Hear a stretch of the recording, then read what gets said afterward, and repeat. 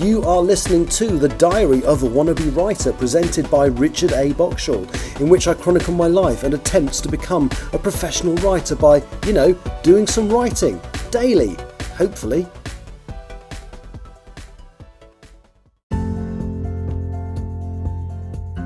Hello, it's Thursday the 20th of June 2024 and welcome to The Diary of a Wannabe Writer. Now I was hoping to do this podcast as I normally do when I'm live streaming as part of the live stream, but I live streamed at about 10 o'clock this morning for about 2.5 hours, during which I built some Lego because I'm very sad, and started editing chapter 30 of Empress of the Trees. And the reason I didn't do the podcast as part of the show was they hadn't got round to working on the cover letter, and I wanted this podcast to be confirmation that I've done that, so I couldn't do it as part of the live stream. And as I've explained before, I can't really do the alterations to the cover letter in the live stream because I don't necessarily want people to know which agencies I've submitted to. Anyway, that's done now. I took Tani's feedback and have applied it to the letter. So now that's done. So hopefully by this time tomorrow I will have been able to sign that off, and you never know, tomorrow's podcast might actually be me live, well not live, but in a pre-recorded fashion, submitting the English Hikikomori to the 3 agents. Something I said I would do by the end of April when I started this podcast. So hey, little bit out, but never mind. So assuming that I get to do that tomorrow, if I don't get to do it tomorrow, it will be in the next few days. What happens next? Well, the reality is, for quite a while, nothing. And it's actually quite likely that nothing will come back. So, obviously, if they are interested, I will get communication, presumably asking for a full copy of the manuscript and that kind of thing. If they're not interested, most of them have a maximum time in which they will have got back to you, beyond which you can assume that they do not wish to pursue it. And my assumption is that for some of them, probably all of them, that is how it will work out. So it will literally be a waiting game. Once I've submitted the English Hikikomori, it will be a waiting game. And I've actually got an app to manage and track submissions. So it's quite easy, really. It's called, let me just find it on my phone, it's in my writing folder.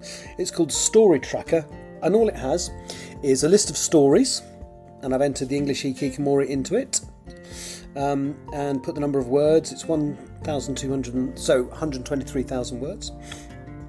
And that's on one tab. On the next tab you've got markets, which is the people you're sending it to.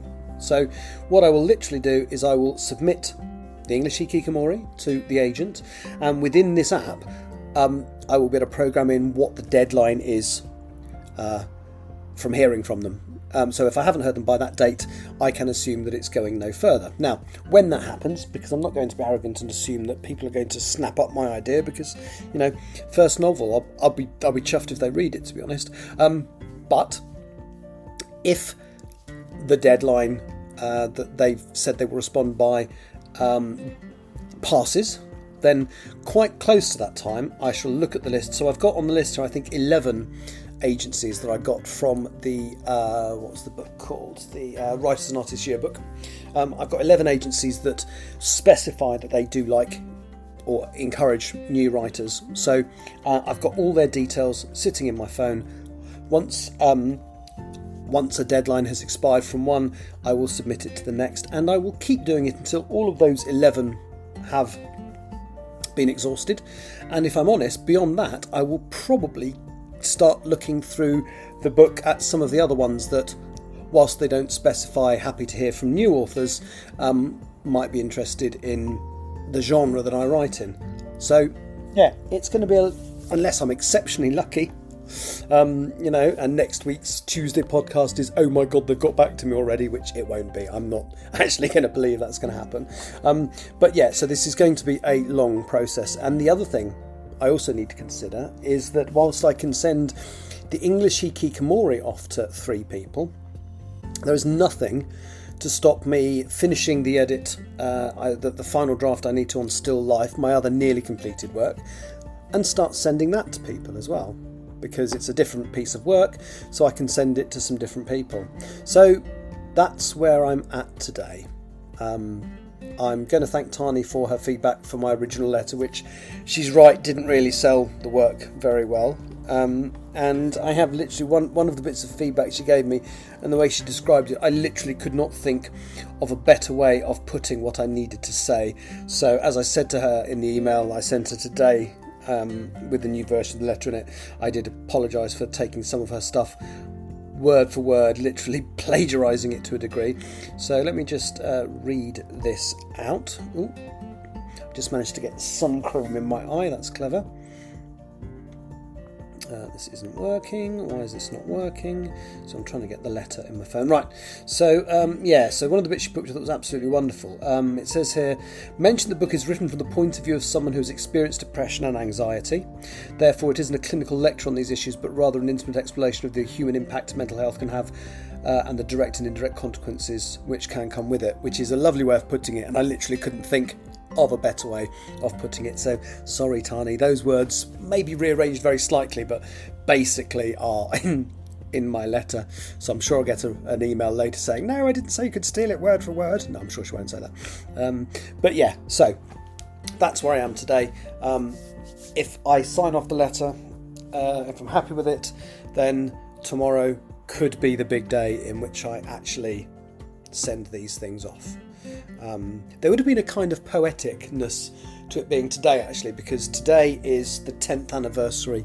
I've been working as a flight attendant for 10 years today.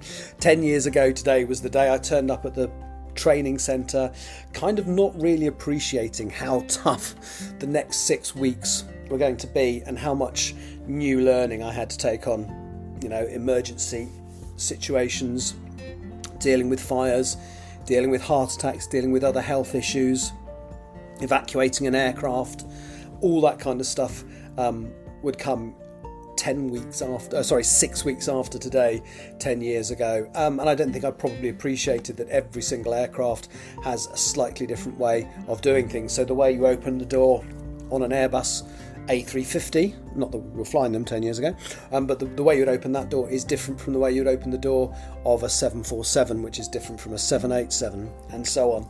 So yes, been doing that 10 years today, and it feels like a few years, but it doesn't feel like 10, which is absolutely crazy. I do love my job, and if I were to become a published author, or rather if I were to become a successful published author, because you can be a published author and still not make an awful lot of money, but if I were to become a successful published author, I wouldn't give it up because I love it too much. I might go on to a smaller contract, I might work less hours, but I would never give it up whilst I have the health to do it, because I absolutely love it. Anyway, so 10th anniversary and cover letter done.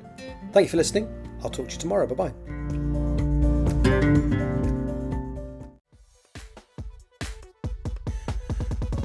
You have been listening to The Diary of a Wannabe Writer, presented by Richard A. Boxall. Thank you for tuning in to my random ramblings, and if you'd like to know more about me or my projects, visit my link tree at linktr.ee/Richard Wright, capital R, capital W. Thank you for listening.